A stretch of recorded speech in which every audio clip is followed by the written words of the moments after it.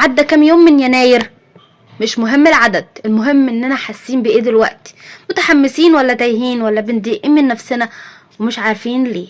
قولولي بصراحة، لسه فاكرين وعود السنة الجديدة ولا نفسنا القديمة دخلت علينا فجأة وقالت وحشتني؟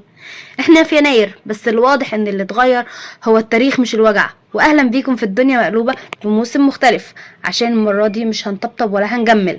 احنا مش لسه بنبدأ ولا بنحلم ولا بنحضر، احنا دخلنا يناير خلاص، دخلنا الامتحان اللي ملوش لجان ولا مراقب غير ضميرنا. دلوقتي بقى في ناس حاسه انها سبقت، وناس حاسه انها فشلت، وناس حاسه بفراغ مش فاهمه سببه. احساس البدايه كان حلو، كان في امل، كان في دفعه، بس اول ما الهدوء رجع واول ما بقينا لوحدنا وابتدينا نسمع الصوت اللي بنهرب منه، اللي هو صوت نفسنا وهو بيسالنا هو احنا بنعمل ايه. الدنيا مقلوبه، عشان محدش قال لنا ان يناير مش شهر البدايه، ده شهر المواجهه. يناير بيفضح مش بيبدأ، يناير مش بريء، يناير بيكشف، بيطلع الكسل اللي مستخبي، الخوف اللي متغطي بالطموح، التعب اللي كنا مسميينه ضغط. احنا بنحب يناير عشان بيخلينا نحس اننا هنبدأ من غير ماضي، بس الحقيقة مفيش بداية من غير ماضي.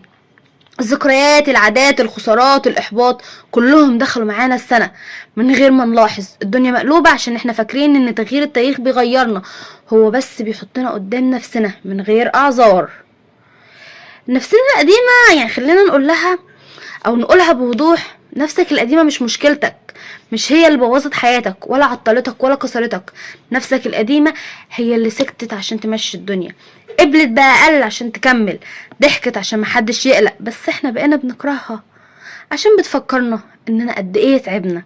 احنا عايزين نفس جديدة من غير ما نداوي القديمة، وده ظلم. احنا مش فشلة، احنا مرهقين، وفي فرق كبير. احنا ليه بنجلد نفسنا؟ عشان احنا قاسيين مش طموحين، قاسيين على نفسنا اكتر ما احنا قاسيين على اي حد. غلطة صغيرة جلد، تأخير جلد، يوم كسل جلد، ولا بنسأل ليه تعبانة، ليه مش قادرة، ليه فقدت الشغف. لا، احنا بنختصر ونقول احنا فشلة. الدنيا مقلوبة عشان بقينا بنستخدم التحفيز كصوت، كرباج مش دعم. احنا مستعجلين على كل حاجة، عايزين نتيجة قبل المجهود، نجاح قبل الطريق، تغيير من غير ألم. بس التغيير بيوجع وبيبطئ وبيخلينا نحس اننا تايهين.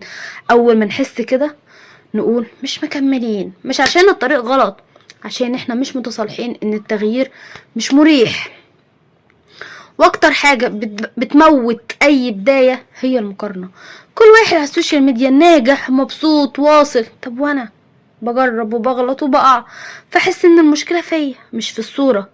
الدنيا مقلوبة عشان محدش بيصور الانهيار ولا الشك ولا الايام التقيلة والضغط، كلهم بيصوروا بعد ما بيعدوا. الحقيقة القاسية خلينا اقول حاجة يعني تقيلة بس صادقة، مش كل اللي تعب هيكمل، ومش كل اللي كمل هيبقى مبسوط، بس اللي فاهم نفسه اكتر هو اللي عنده فرصة احسن. احنا مش محتاجين سنة جديدة، احنا محتاجين علاقة اصدق مع نفسنا. قولولي، مين حاسس انه تايه؟ مين حاسس انه بيحاول ومفيش نتيجة؟ مين مخنوق من نفسه؟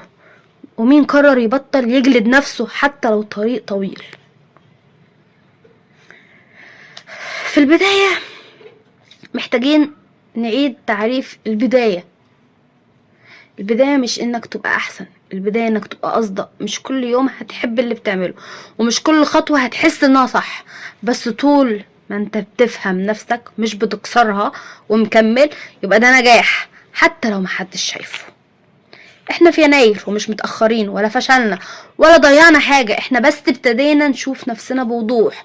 ويمكن ده اصعب بداية بس اصدق بداية. الدنيا مقلوبة وموسمنا ده مختلف، عشان المرة دي مش بنهرب، مش بنزوق، مش بنكذب، ولسه في امل، بس المرة دي امل حقيقي. كانت معكم الشيماء توفيق. باي باي.